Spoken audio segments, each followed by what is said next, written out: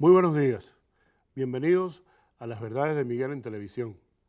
Desde el pasado viernes estamos circulando también a nivel nacional con nuestra edición gráfica.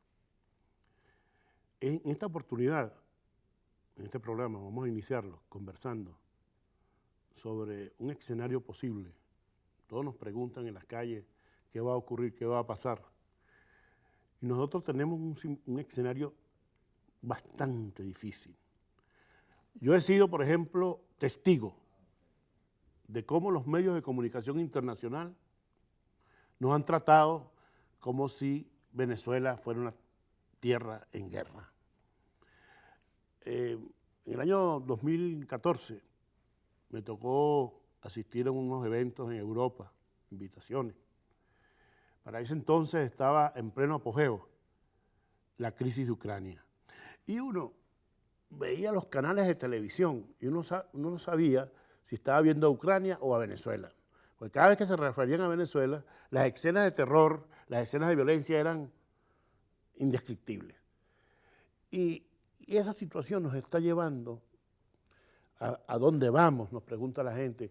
Ustedes se están matando, ¿qué está ocurriendo en Venezuela? Están dando una versión que no es la verdad, que no es la correcta sobre Venezuela.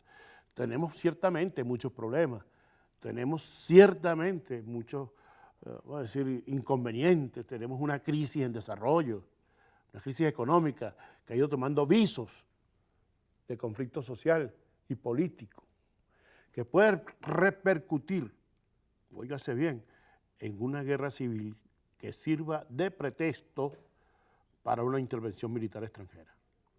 Eso es lo grave. Pareciera que el libreto es único. El mismo libreto aplicado al gobierno de Salvador Allende en 1973. El mismo libreto.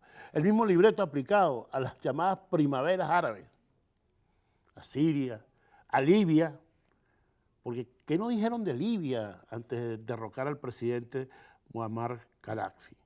¿Qué nos dijeron? ¿Qué nos decían los medios? Siempre dándonos una imagen de que son países en decadencia, que son países que están, vamos a decir, en cataclismo. Y eso está ocurriendo con nuestra realidad venezolana, que es una materia de tipo diplomático, que debe ser tratada de manera diplomática. Tenemos embajadas en los diferentes países del mundo. ¿Qué hacen esas embajadas? Que no contrarrestan esa situación mediática. ¿Qué hacen?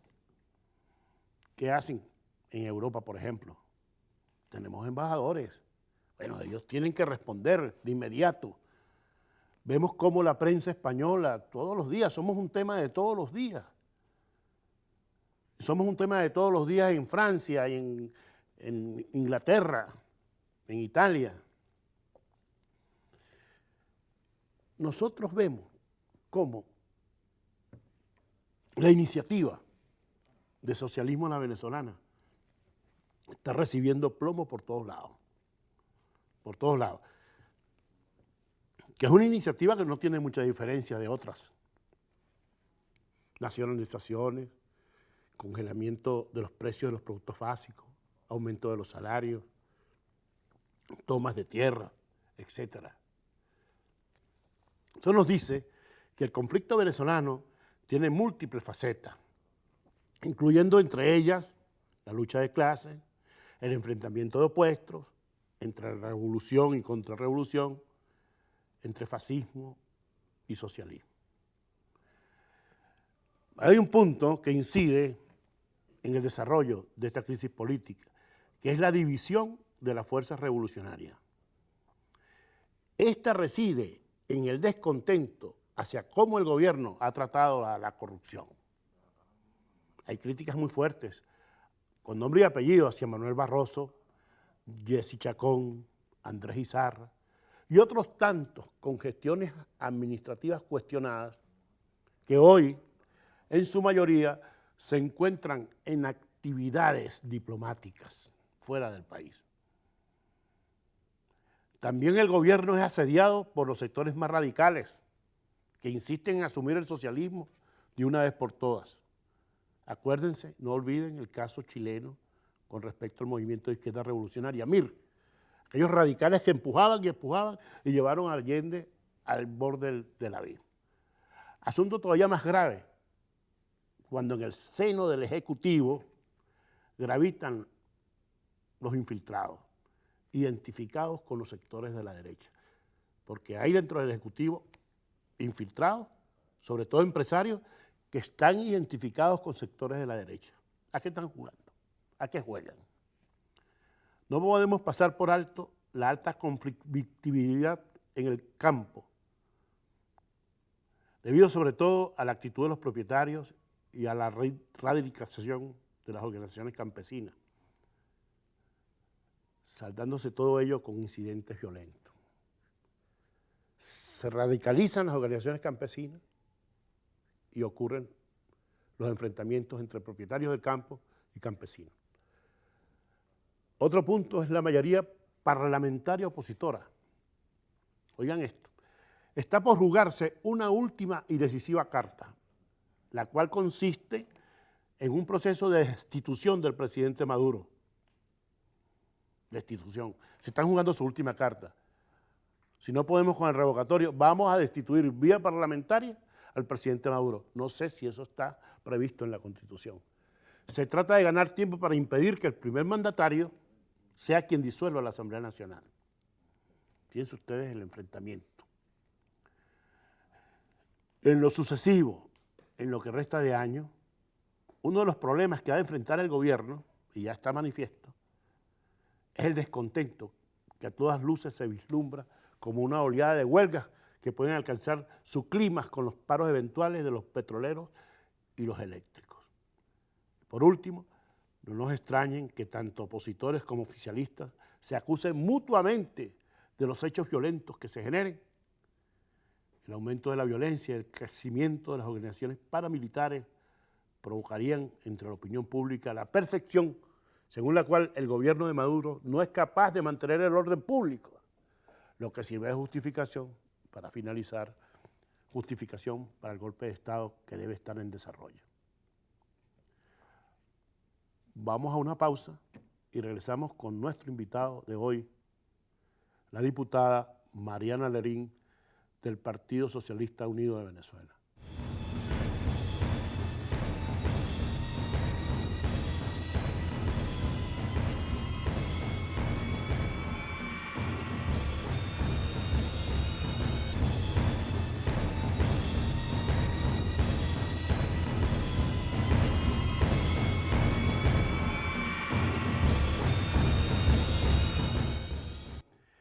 Tal como lo anuncié en el segmento anterior, hoy tenemos con nosotros a una diputada, abogada del Partido Socialista Unido de Venezuela. Se trata de Mariana Lerín, diputada por el Estado portugués. En estos tiempos donde hay como una cierta contradicción con respecto a las conductas de quienes hacen alarde de la igualdad de género, del respeto de géneros, etcétera, etcétera, vemos cómo han ocurrido unos hechos lamentables donde la mujer ha sido agredida ahora mismo en las manifestaciones que sucedieron el pasado miércoles, donde una funcionaria de la Policía Nacional Bolivariana fue agredida de una manera bestial, pues, prácticamente a punto del linchamiento. Ese y otros casos vamos a tratar acá con la abogada, sobre todo porque ella es, vamos a decir, experta en derechos humanos, más que diputada, más que mujer, experta en derechos humanos. Bienvenida, diputada Mariana Lerín, con quien prometo vamos a tener un programa bien, pero bien interesante. Muchas gracias por la invitación. Las cámaras son contigo, sí. Un placer estar aquí, como tú bien lo dijiste, en esta apertura que creo que es muy idónea para los momentos que estamos viviendo. Creo que una de las cosas que más ha llamado la atención a nivel nacional y que poco se le ha dado eco internacional es a la violación sistemática que se ha venido dando en contra de las mujeres venezolanas.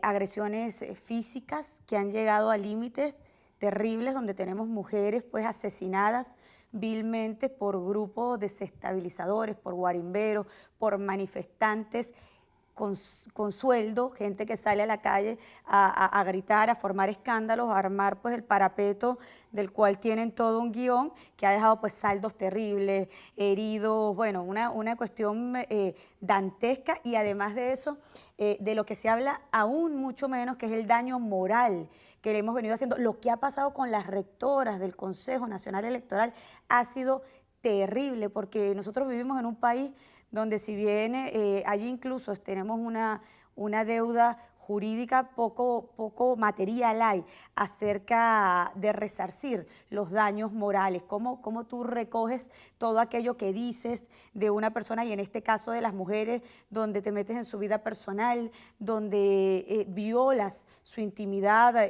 todo su entorno, donde expones de manera vil la vida, sus hijos, sus esposos, sus parientes, y los expones. Hay líneas, hay redes sociales donde yo lo he visto con suma preocupación, por un lado por lo que hacen y por otro porque nadie dice nada, ¿no? Eso se queda así, donde sacan la foto de la mujer, esta es fulanita de tal, que está haciendo tal cosa, para generar el odio. Bueno, fíjate lo que han venido haciendo, por ejemplo, en unas cuentas de Instagram, que tengo entendido que son cuentas computarizadas, ¿no? Es imposible que en 10 minutos la gente reciba 3.000 insultos gratis, y de repente, o sea, no creo que el pueblo venezolano esté tan desocupado o tenga un nivel de irrespeto para proferir una sarta de cosas, sobre todo a las mujeres, sin distingos de ningún tipo. Yo no estoy hablando de las mujeres chavistas, de las mujeres opositoras, ni siquiera de las mujeres que puedan ser de otro país, que en este momento estén aquí. Las mujeres en general se merecen un respeto, y bien mal parado puede quedar un hombre, y que sobre todo ha sido por parte de los hombres estos ataques. Mi padre siempre decía que un hombre podía cometer cualquier error, podía dejar de ser cualquier cosa, pero jamás un caballero. Y creo que aquí estamos viendo, lamentablemente, que incluso esa palabra como que pasó de moda. Sí, sin ir en detrimento de la libertad de expresión, por ejemplo. Yo creo que lo que tú has dicho, hay que revisarlas o normar las redes sociales. Es que pasó de libertad de expresión a libertinaje de expresión. Dices lo que te da la gana. El gana. hecho de que tú le impongas ciertas normas a las redes sociales, a quienes utilizan ese mecanismo, no significa que estés vulnerando la libertad de expresión. Claro. Yo te pongo el ejemplo. Yo no puedo entender que, vamos a decir, 10.000 seguidores, esos 10.000 seguidores sean, contradictoriamente, seguidores de Diego Arria, pero también seguidores de Diosdado Cabello, y viva el socialismo, otro viva el comunismo, pero todos insultando, todos en la misma vía, despotricando, desmereciendo a la gente. Son cuentas virtuales, cuentas creadas para el ataque, para crear la zozobra y la inestabilidad en el país, que es lo que quieren y que lo han venido haciendo. Porque como tú lo dices, tú no puedes creer que haya tanto desocupado en el país. O sea, por favor. ¿Verdad? Claro. Ahora, tú has sido víctima directa, verbalmente, de muchas maneras. Háblanos un poco de tu caso. Fíjate. Bueno, es primera vez también que voy a tocar el tema en un programa televisado, porque quise no hacer más eco, no hacer más bulla de la que ellos mismos hicieron, ¿no? Fíjate, extraen unas fotos, me las hurtan, de una cuenta que siempre fue privada. Desde el momento en que Mariana Lerín creó la cuenta de Instagram, a diferencia de mi cuenta de Twitter, que es pública, siempre ha sido pública, que es más una herramienta de trabajo. Además, siempre he dicho que es el arma más inteligente en las redes sociales, que te obliga a expresar una idea en 140 caracteres. El Instagram era mi cuenta personal, que tengo derecho a tenerla, porque también creen que los políticos somos una suerte de robot, que no tenemos vida, que no nos bañamos, que no tenemos problemas, que no lloramos. O sea, hay también un cliché allí. Bueno, creé mi cuenta donde publico fotos con mi hijo, donde publico fotos con mi pareja, con mi novio.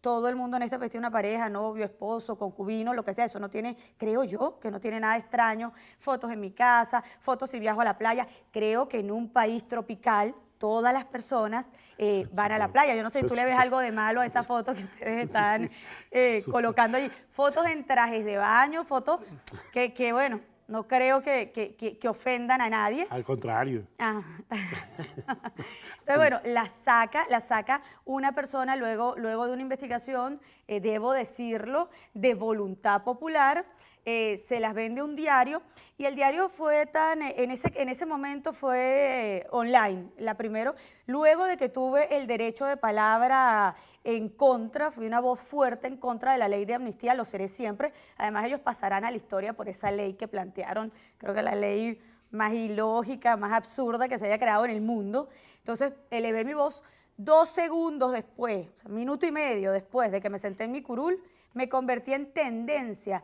Imagínate tú cómo a veces vemos esa descomposición social, Miguel, que mi noticia superó a la noticia en ese momento del Papa que estaba haciendo pues ese recorrido, la superó. O sea, importa más para muchas personas unas pantaletas o un bikini o una fotico, digamos, que lo que está ocurriendo en el mundo, que el mensaje del Papa, eso nos tiene que llamar a la reflexión a todos, no a los chavistas, a los opositores, ni a los... No, a todo el mundo. Y exponen, y qué bueno que me das la oportunidad de hablar como soy yo, aquí está, como tú lo dijiste, aquí no está la diputada, no está la abogada, no está la persona que tiene una trayectoria, no, aquí está la mujer defensora nata de derechos humanos. Allí colocaron una foto y fueron...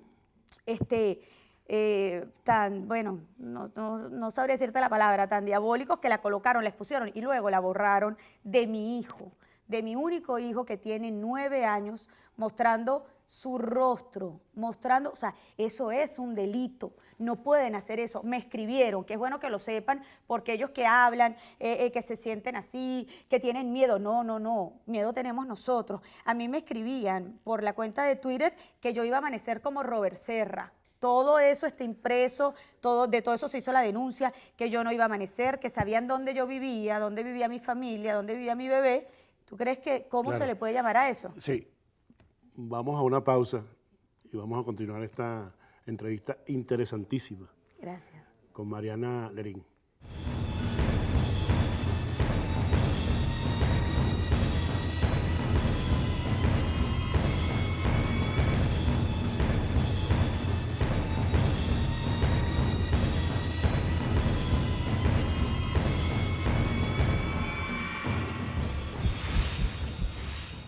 Estamos con la diputada Mariana Lerín, diputada del PSV por el Estado portugués.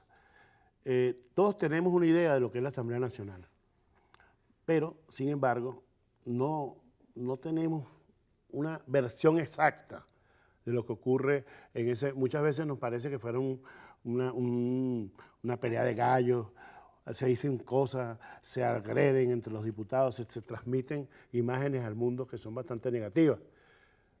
Pero yo creo que Mariana Lerín, que ha sido víctima dentro de la Asamblea Nacional de esa especie, no quiero calificar, deben ser misógenos, algo que no le gusta a las mujeres, o por el estilo, o muy respetuosos, gente muy respetuosa, porque ella lo decía iniciando el programa, los padres de uno le enseñaron, el caballero, la dama primero adelante, y el caballero no puede perder su condición de caballero, independientemente de que sea político.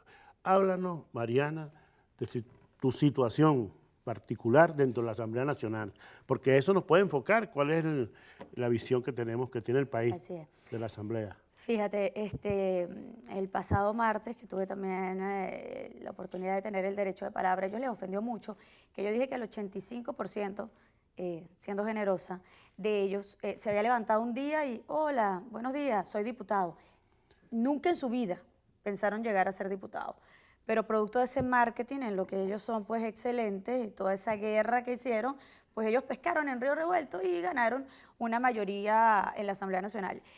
Mariana Lerín particularmente llega allí luego de casi 12 años de trabajo público y tenía otra mentalidad, ¿no? Digamos que fue incluso hasta un sueño de la universidad, ser una diputada, ser congresista, ir a un lugar donde yo creí que podías aportar grandes cosas para una nación, grandes ideas, grandes proyectos, propuestas. Y al llegar allí nos vemos que estamos en un circo totalmente. donde la gente entra, sale, hace lo que le da la gana, se viola todo el reglamento interno, la gente te insulta. Yo te comentaba hace un momento que, fíjate, cuando yo tomo el derecho de palabra, a mí me chiflan, me gritan mami, no me dejan prácticamente hablar, o sea, una locura total adentro, y ves también inmediatamente cómo en las redes sociales empiezan a decir que yo soy la gritona, que la diputada erótica. Es más, yo quiero denunciar públicamente que si ustedes se meten en el buscador de Google y ponen diputada erótica, no hace falta poner ni mi nombre, ni mi apellido, ni absolutamente nada. Coloquen las dos palabras, diputada erótica, aparece mi cara y todas mis fotos. O sea, la campaña ha sido terrible, terrible en contra no solo de mí, sino de todos los diputados que estamos allí de la revolución. Otra cosa que me llama la atención es que además son una suerte de ungidos, de iluminados, de una cosa que son tan puros que a uno pues debería sentir un honor de tenerlos tan cerca, ¿no? Gritan a diestra y siniestra, corruptos, bueno, todo lo que tú te puedas imaginar lo gritan de paso, sin ninguna discrecionalidad. O sea, en general, todos los que estamos allí somos corruptos. O sea, puede que ellos ni sepan ni quién es nadie, ni de dónde viene, que además es notorio que tienen poco conocimiento, leen, creo que nunca han leído realmente. Y dicen corruptos. Yo me puse en estos días a analizarlo, y fíjate, en un porcentaje altísimo, los esposos, las esposas, familiares, sus líderes, están convictos y confesos por delitos de corrupción. O sea, que estamos hablando de una inmoralidad pues allí presente, de una doble moral, de gente que insulta a diestra y siniestra y tienen pues un pasado terrible. Además están una gente sumamente rayada políticamente a nivel nacional, y verlos allí pues muy arregladitos gritando cosas. Yo digo, bueno, a esta gente se le borró el CPU, o creen que los venezolanos pues tienen memoria de corta data, memoria de bachaco, nadie se acuerda de todo lo que hicieron y de todo lo que están haciendo en este momento, y que están elevando la bandera de la defensa de los derechos humanos, la gente que apoyó a los grandes violadores históricos de esa Venezuela de la Cuarta República, que durante 40 años vulneró, asesinó. Lo más sano que hacían era el trato cruel, degradante, los desaparecidos, las ejecuciones extrajudiciales. ¿Dónde está esa gente? ¿Por qué olvidarnos de eso? ¿Por qué creer que en este momento en un país, Miguel, donde hablar de derechos humanos era un delito, era algo complicado? Y tú lo sabes, aquí no se hablaba de derechos humanos antes de la llegada de Hugo Rafael, antes de la Constitución del 99. Ni siquiera había un lenguaje totalmente sexista. No se tomaba en cuenta a las mujeres. Este ha sido un proceso. Por eso yo siempre digo, el verdadero proceso de cambio llegó con Hugo Chávez, no con estos personajes de la oposición que tienen 50 años haciendo política, no representan ningún cambio. Llegó con Hugo Chávez cuando él empezó a implementar la inclusión, cuando le dio voz a esa gente que jamás pudo opinar, que es algo que también lo dije ese día, que pasa en la actual Asamblea Nacional, porque repito, son muy buenos con la publicidad. Allí nadie tiene derecho de voz. Allí todos tienen el derecho de voto para levantar la mano, pero allí menos del 5% son los que deciden de qué se va a hablar, cómo se va a hablar. Las decisiones en esa mal llamada mesa de la unidad la toman 3 o 4, por eso el descontento dentro de sus propias filas, porque yo se los dije, aquí todos tienen voto, pero ninguno tiene voz. Los utilizan para gritar, para marchar, para aplaudir y para levantar la mano. De resto son y van a pasar a la historia como los tontos útiles, que están haciendo el papel más triste que se haya hecho políticamente, porque no son tomados en cuenta. Repito, son utilizados y han venido haciendo pues unos ataques que yo espero, pero yo tengo fe que en algún momento se siente un precedente y empecemos pues a castigar a estas personas que han venido pues maltratando, mancillando la moral de la mujer venezolana, y en este caso de cualquiera, hombre, mujer, joven, adulto, porque todos los seres humanos nos merecemos respeto, y usted para poder criticar y para poder hablar tiene que tener moral, si no, es mejor que se calle la boca. Sí, yo comparto tu posición como entrevistador. Gracias. Pero, oye, está bien, al margen de toda esta problemática que tenemos de conducta, Sí. el país está viviendo un momento muy crítico. Sí, Estamos atravesando un conflicto económico que lleva todos los visos de ser pronto un conflicto político-social. sí. Entonces, yo me imagino que tú, que llevas, o sea, que asumes ese mensaje revolucionario, ese mensaje de cambio, debes estar bien incómoda. ¿Cómo ves tú? ¿Cómo avisoras tú el futuro? Sin entrar en pronósticos, sin entrar en, no eres adivina ni nada por el estilo, pero ¿cómo? ¿Qué va a hacer el gobierno? ¿Qué va a hacer, qué van a hacer las fuerzas revolucionarias, por llamarlas de alguna manera, Claro. frente a todo esto? Los que siempre hemos sido revolucionarios, yo desde que era incluso menor de edad, desde que salió a la palestra pública, Hugo Chávez lo ha acompañado y lo voy a seguir acompañando ante cualquier circunstancia, ¿no? Porque creo, porque vi, porque palpé los grandes logros, los saltos cuánticos que se han dado dentro de esta revolución.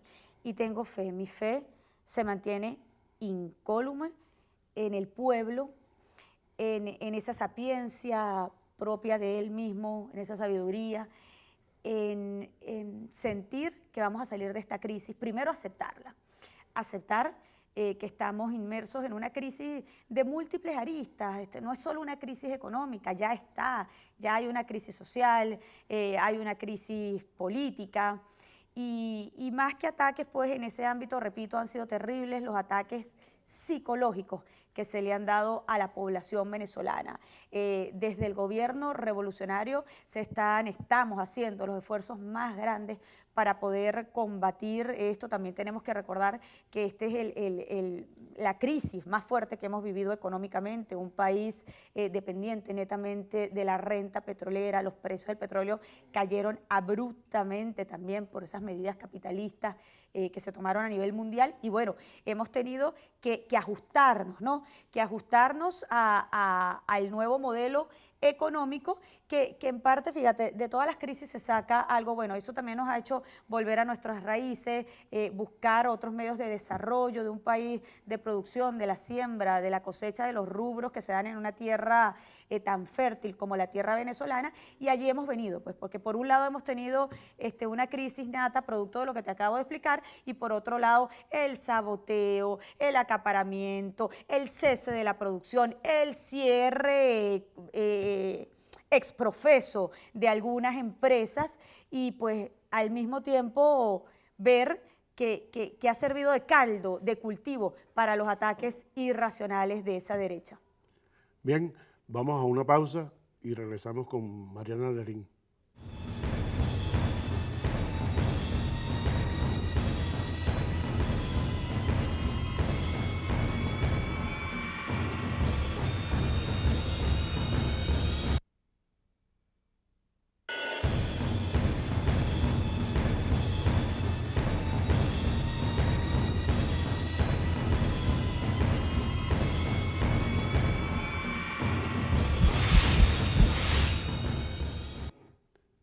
Estamos conversando con la diputada Mariana Lerín. Son muchos, no son pocos, los errores que se cometen de parte y parte. Yo voy a referir, así, pero a vuelo rasante, sobre los errores que comete el gobierno, que yo creo que la diputada también debe estar pendiente de eso.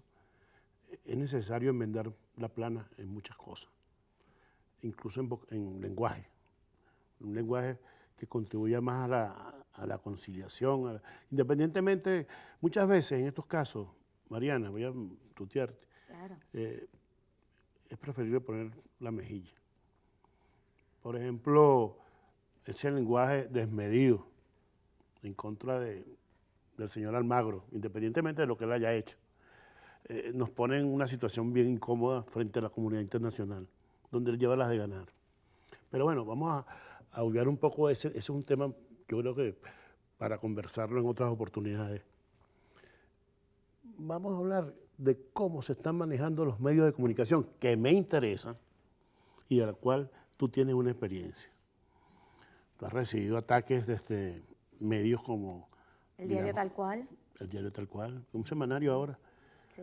de el señor Alberto Alberto Federico Rabel, desde afuera, la patilla. De la cuenta de Dollar Today. Dollar Today. Oye, da la casualidad que son precisamente escenarios que están afuera. No, es como aquel que no da la cara, ¿no? Así es. Desde lejos es muy fácil decir cosas, pero lo mejor es venirse a Venezuela y enfrentarlas. Correcto. Háblanos un poco sobre... Y ver que no tienen límites, que pueden inventar cualquier cosa y la sustentan de cualquier manera. Y me llama la atención algo también, que voy a aprovechar esta tribuna, porque si bien es cierto lo que tú dijiste, tenemos que corregir muchísimas cosas, tenemos que hacer tal vez una revolución dentro de la misma revolución, en eso estamos totalmente de acuerdo, creo que no se puede negar, ¿no? Pero fíjate, ¿por qué no sale? Y yo le hago la pregunta, algún vocero de la oposición, algún vocero serio, que también hay gente seria en todas partes, preguntando, por ejemplo, ¿quién financia la cantidad de viajes que hace la señora Lilian Tintori? Recordando siempre de dónde viene Lilian Tintori, que salió de un reality show, o sea, estamos en presencia de una actriz, por lo cual todo aquello que ella dice o hace nos da la impresión que es una suerte de show, que está pues todo montado. ¿De dónde sale el dinero de la cantidad de publicidad que tiene Leopoldo López hasta en el último rincón de Venezuela? ¿Por qué nadie pregunta eso? Porque si de verdad somos unos luchadores en contra de la corrupción y todo esto, ¿por qué no nos hacemos esa pregunta? Porque esta gente que utiliza esos medios de comunicación los utiliza solo para hablar mal o para desvirtuar a los revolucionarios. ¿Por qué no se hacen? Además que ellos quedarían muy bien. Quedarían muy bien como comunicadores sociales, como periodistas, si preguntaran cosas que los venezolanos comunes y corrientes, que son los que quieren la paz, que son los que quieren la reconciliación, que poco les importa los shows políticos y la suerte de locura, el aquelarre en el que se ha convertido la Asamblea Nacional. A esos venezolanos también les gustaría verlos a ustedes preguntando todas esas irregularidades, todas esas cosas que son tan públicas y que nadie sabe quién los financia, Dios mío, porque nadie pregunta eso. ¿Quién paga toda esa cantidad de publicidad, todo ese marketing, todos esos viajes lujosos, todo, o sea, ¿cómo es eso? ¿Cómo va a salir una persona de la revolución tan pendiente que si se puso un reloj no sé qué cosa, que si carga no sé qué, y no ven lo que el derroche de dinero? Una cosa, discúlpame, Miguel, yo los veo que ellos gritan y dicen mucho, ustedes son unos enchufados, ustedes que tienen escoltas y que tienen los carros blindados. Yo invito al pueblo venezolano a que se asome de manera pacífica, siempre de manera pacífica, al hemiciclo, a la sede del Palacio Legislativo. La gran mayoría no, la élite de ellos, pues son una élite. Los demás son los que, repito, aplauden y gritan, los que sirven para marchar y para salir a correr y para pegar, hacer locura. La élite de ellos, todos tienen carros y camionetas blindadas, todos tienen personal de seguridad. Si nosotros somos unos enchufados, quiere decir que a nosotros de alguna forma el gobierno nos los costea. ¿Quién se los paga a ellos? ¿Quién costea? Yo te sorprendería a ti. Muchas veces el financiamiento de estos personajes viene de las propias filas del gobierno. Y tenemos los elementos, ¿cómo decirlo? Hay una serie de empresarios que se han enriquecido a través de este gobierno. Eso puede ser, pero que no se creo han que sea volteado, directamente que se del han gobierno. volteado y han comenzado a financiar gente de la oposición, previendo que van a haber cambios supuestamente dentro de ellos y que, bueno, la rumba va a seguir si termina el gobierno, porque ya están con otros. A Leopoldo López lo financia gente del propio gobierno. Sí, los pescadores del río revuelto, pero también creo que lo financia gente que tiene alcaldías, gobernaciones, que son de oposición y que también viene dinero de afuera. Para eso hace falta muchísimos dólares para hacer lo que hace ese señor. La publicidad es carísima. ¿Cómo se paga, por ejemplo, el gobernador Capriles, por decir Capriles, porque también hay gobernadores de oposición, de gobierno? ¿Cómo se paga su constante viaje a través de todo el país? Es que ellos no gobiernan. Es que ellos no son gobernadores de un estado. Fíjate, eso que tú dices también me llama la atención. O sea, ¿en qué momento están trabajando? ¿Cuándo trabajan? O sea, exacto. ¿cómo gerencias un estado? ¿Cómo gerencias un municipio? ¿Cómo aspiras incluso ir más allá cuando no estás haciendo nada? por lo que te corresponde, para lo que el pueblo te eligió. Entonces, yo creo que ese es un tema para un largo debate, pero es un tema que debería estar en la palestra pública porque la gente quiere eso. Verdades, o sea, la gente no quiere cuentos, no quiere chisme, no quiere, ya está cansado. Y además que creemos que eso sigue vendiendo. No, mira, yo hablo con muchísima gente seria de cualquier tendencia política y me dice que ya no quieren ni prender la televisión, ya no quieren ni leer la prensa, ya no quieren nada porque ellos mismos, viendo la televisión, les da pena ajena, les da vergüenza ajena ver todo, y además todo muy desvirtuado, todo muy acomodado. Hay cuentas en Instagram que me impresionan, por eso lo repito tanto. O sea, tú dices algo y le sacan una palabrita, le ponen unas comillas, le pintan y ponen una cosa que no tiene nada que ver. Entonces yo digo, por favor, o sea, no podemos seguir rindiéndole culto, toda una oda a la mediocridad y a la mentira, y tenemos que saber quién es la gente y respetarlos. Fíjate, en este caso hablando de lo que me hicieron a mí, ¿por qué no han dicho, por ejemplo, que existimos diputados de la Revolución que hemos sido muy preparados, que hemos estudiado bastante? Yo tengo posgrados dentro y fuera del país. Trabajé, abrazo partido desde los cargos más pequeños y fui ascendiendo. ¿Por qué no investigan eso? ¿Por qué no hablan de eso? ¿Por qué quieren hacer ver que todos los revolucionarios pues tienen un cierto estereotipo? ¿Por qué tanta discriminación?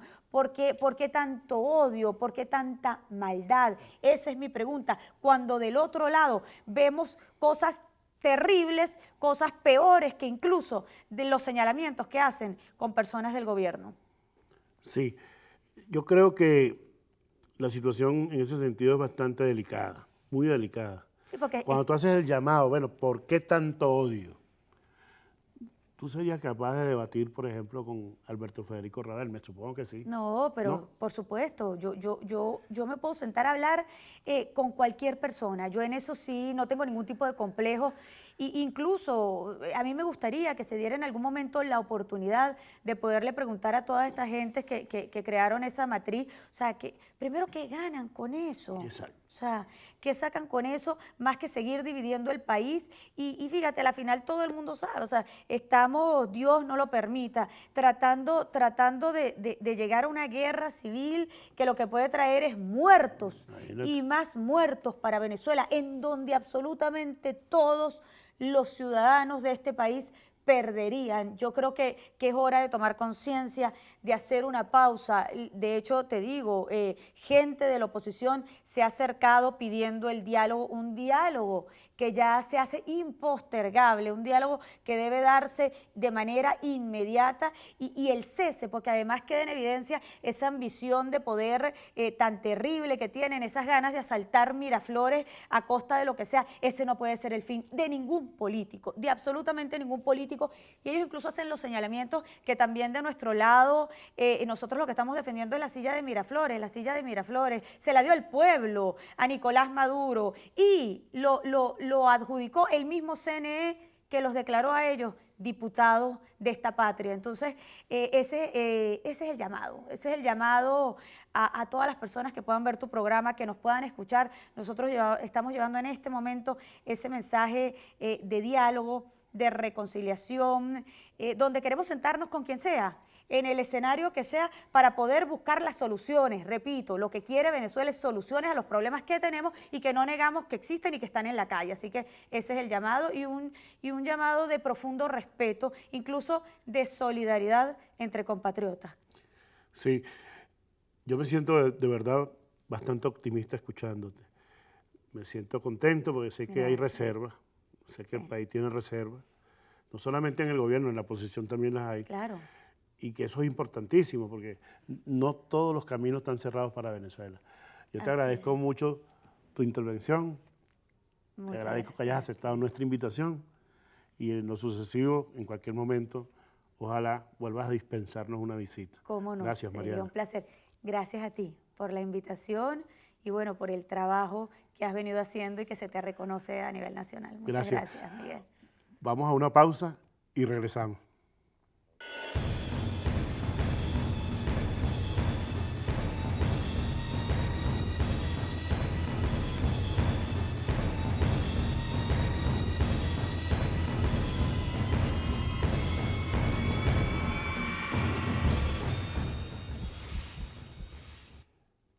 Bien, hemos llegado al final del programa Las Verdades de Miguel en Televisión. No sin antes, quiero recordarles que desde el pasado viernes está circulando en todo el país nuestra versión gráfica de Las Verdades de Miguel. Hemos llegado al final de este segmento, un segmento difícil, sobre todo después de haber tenido la oportunidad de conversar con la diputada Mariana Lerín, quien, bueno, nos dejó el frescor, pues, de su discurso y de su presencia. Ahora tenemos que enfrentarnos a la parte más amarga, la parte amarga, mejor dicho, del programa, que son las verdades ocultas. Yo quiero referirme a las proclamas de Capriles, de Enrique Capriles Radosky. Partiendo de que la mayoría parlamentaria opositora está por jugarse su última y decisiva carta, de la cual hablé comenzando el programa, que es un proceso de destitución del presidente Nicolás Maduro. Extra revocatorio, extra enmienda constitucional. Se trata de ganar tiempo para impedir que sea el primer mandatario quien disuelva la Asamblea Nacional. El exhorto de Enrique Capriles Radosky, la Fuerza Armada Nacional, no es un acto en solitario. Antes fue María Corina Machado, quien a través de un comunicado en el Nacional llamó al sector militar a fijar posición frente al gobierno. Solo que la señora Machado quiso de golpe y porrazo borrar el nombre de Fuerza Armada Nacional Bolivariana y con ella hirió susceptibilidades de oficiales que mal que bien han crecido a la sombra del chavismo. Yo quiero que veamos los videos, el primer video de Enrique Capriles Radosky, para hacer una analogía con el segundo, de las palabras que expresó el 14 de abril del año 2013 a raíz de su derrota electoral en las elecciones presidenciales. Veamos. Entonces, a las 8 de la noche, ya en un ratico, 45 minutos, que retumbe ahí, usted le da allí, le da a su olla, a su cacerola, le da con fuerza allí, descargue esa, bueno, toda esa rechera, descárguela allí. Ahí duro. Fíjense ustedes. Pero, para hacer el comentario sobre lo que acaba de decir el señor Capriles, vamos a ver el segundo video. El video donde él hace un llamado a la Fuerza Armada Nacional Bolivariana. Veamos. Digo la Fuerza Armada. Aquí está llegando la hora de la verdad. De decidir si usted está con la Constitución o usted está con Maduro. Esa será una decisión que le corresponderá a la Fuerza Armada Nacional Bolivariana tomar. Nosotros no queremos solución militar, por algo estamos buscando el revocatorio. La solución democrática, constitucional. Sí, nosotros no queremos la solución militar, pero estamos diciéndole a la Fuerza Armada, bueno, tomen parte, pues. El gobernador de Miranda ha mostrado la espoleta de una granada que puede ametrallar mortalmente con sus esquirlas a la constitucionalidad. Es un mensaje con destinatario, diferente, pero análogo al manifestado por el propio Capriles la noche del 14 de abril. Es historia reciente. Sin embargo, tiene que ver con la profunda división que también afecta a la oposición venezolana. Se ha creado una comisión por la Asamblea Nacional para investigar irregularidades cometidas por la transnacional Chevron Texaco, tales como venta ilegal de combustibles, acciones en perjuicio del arquitecto Jorge Romero, quien los ha demandado, y otros delitos cometidos por Chevron Texaco en el estado Anzoátegui, específicamente en la estación de servicios Portal de Oriente. Ya esto pica y se extiende. Nueva emergencia en el Instituto Nacional de Espacios Acuáticos. Allí denuncian irregularidades por los directivos del INEA.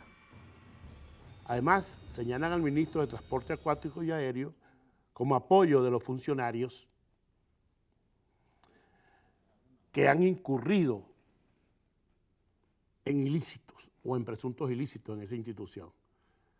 Se habla de que el presidente del INEA salió de la Fuerza Armada Nacional de manera deshonrosa y dado de baja en la Armada Bolivariana cuando era comandante del guardacostas Pampatar. Tenemos la información, vamos a decir, clave de este segmento. Información clave, por lo demás, vamos a llamarla tubazo. Se trata de Mercosur. El Mercosur. Resulta que la Carta de Intención Democrática, no viene de la OEA, sino que viene de uno de nuestros principales socios en América Latina, que es Mercosur. En Mercosur se está cocinando invocar la Carta Democrática, y para ello cuentan ahora con 3 aliados: Argentina, Paraguay y Brasil. Están buscando el cuarto. El cuarto ha motivado que se haya venido a Venezuela el embajador de Uruguay a plantear la delicada situación que hay. Uruguay va a apoyar en el Mercosur que se invoque la Carta Democrática en contra de Venezuela. Esa es nuestra información en estas verdades ocultas.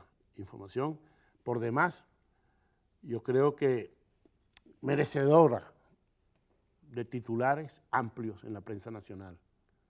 Mercosur contra Venezuela.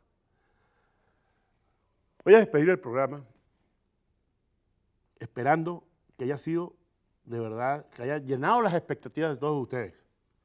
Y nos vemos la semana que viene a esta misma hora por Canal I en su programa Las Verdades de Miguel en televisión.